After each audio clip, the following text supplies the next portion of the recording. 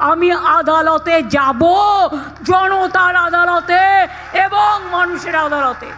পশ্চিমবঙ্গের রাজনীতিতে তৃণমূল কংগ্রেসের অভ্যন্তরীণ টানাপোড়েন নতুন মাত্রা পেয়েছে। বিধানসভা নির্বাচনের পর থেকে দলটির ভেতরে চলমান অস্থিরতা সাম্প্রতিক সময়ে আরও প্রকট হয়ে উঠেছে।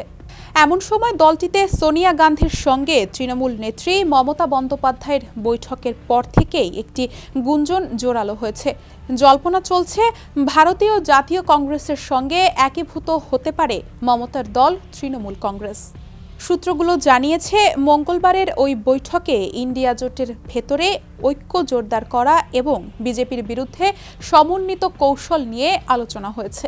এদিকে লোকসভার এমপিদের মধ্যে বেশ কয়েকজন তৃণমূল থেকে পদত্যাগের পর দলটির একীভূত হওয়ার আলোচনা সামনে এলো। মূলত বিধানসভা নির্বাচনে পরাজয়ের পর থেকেই তৃণমূলের বড় ধরনের অভ্যন্তরীণ কোন্দলের মধ্যে পড়েছে।